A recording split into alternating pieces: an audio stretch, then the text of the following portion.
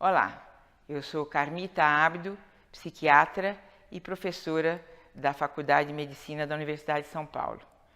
Hoje nós vamos falar um pouco a respeito do câncer, que cada vez mais vem sendo diagnosticado pelos novos recursos que temos e também mais pessoas vivendo entre nós com esse diagnóstico, dado o fato da longevidade ser uma realidade muito presente em nossos dias.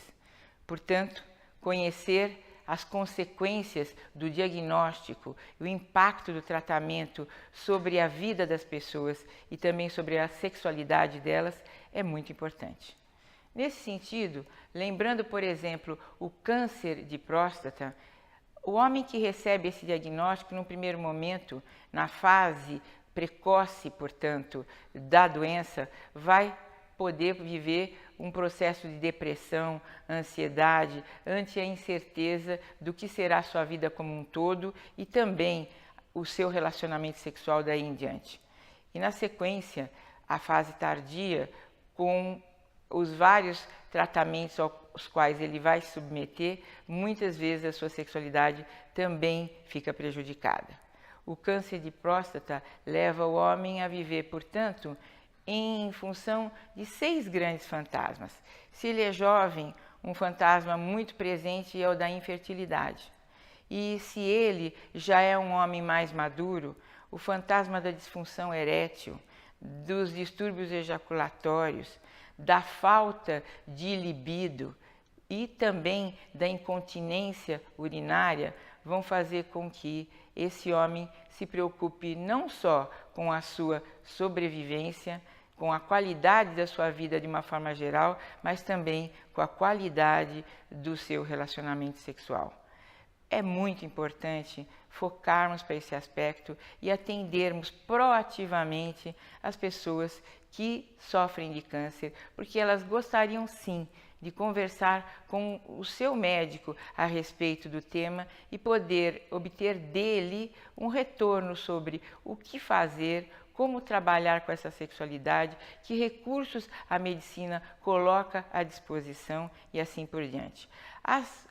mulheres, as esposas dos homens portadores de câncer de próstata são muito presentes, são muito companheiras e isso favorece que o médico converse com o casal e oriente sobre as várias dificuldades possíveis de ocorrerem no campo da vida sexual e como contorná-las através de medicamentos ou através de manobras sexuais que podem ser implementadas. Se o médico não estiver à vontade para falar sobre esse assunto, o oncologista ou o clínico que está cuidando, por que não encaminhar para um especialista que, através de uma ou 2 conversas, vai poder modificar sobremaneira a forma como esse casal vai lidar com essa questão. Já as mulheres, quando sofrem de câncer de mama ou câncer ginecológico, o que a gente observa nos ambulatórios e nos consultórios é a presença delas solitária. Raramente vem acompanhada dos seus parceiros e isso é muito natural porque eles se aterrorizam bem mais às vezes do que elas próprias diante do diagnóstico e diante das mudanças físicas que o câncer vai provocar, desde as mudanças, por exemplo, que são resultado da ablação da mama ou, às vezes, a queda de cabelo e toda essa situação emocional que a mulher vai viver conjuntamente, podendo deprimi-la num primeiro momento e depois a adaptação a esse novo corpo e a uma nova forma de viver a sua sexualidade. Seria muito importante que o médico fizesse com que, de alguma forma, intervisse no sentido de que os parceiros dessas mulheres pudessem vir para uma conversa e pudessem lidar com as suas dificuldades,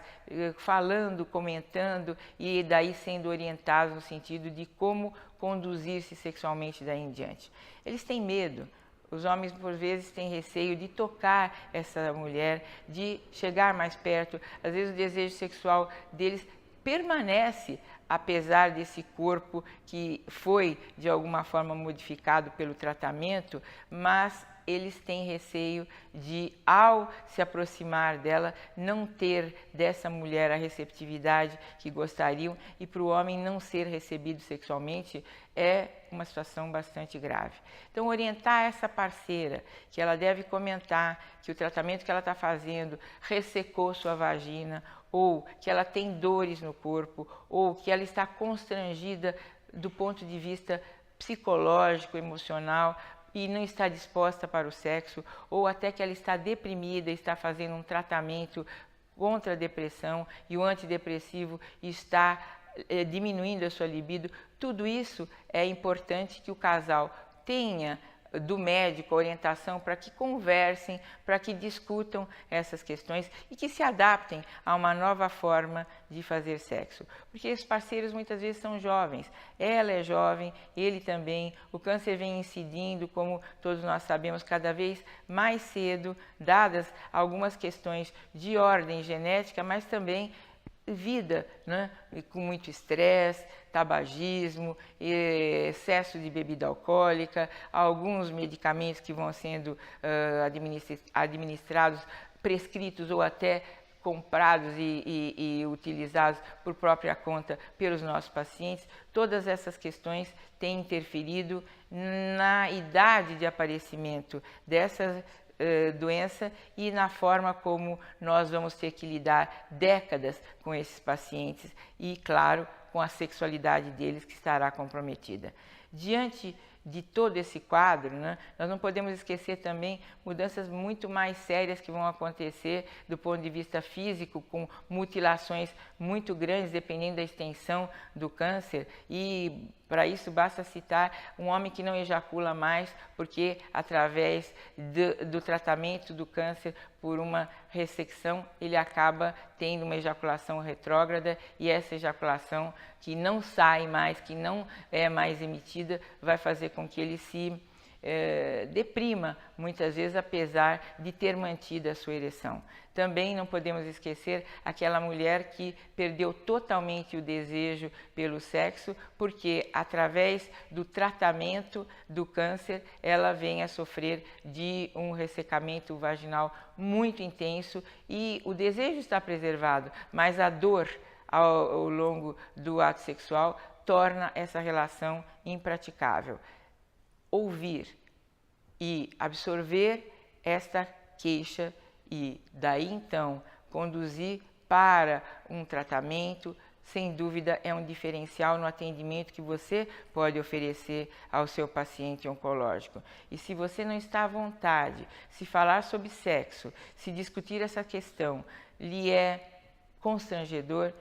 não deixe de orientar que esse paciente acesse sites ou consulte um especialista ou leituras que ele possa vir a fazer no sentido de minimizar essa situação e de voltar a ter uma vida sexual, se não plena, pelo menos satisfatória.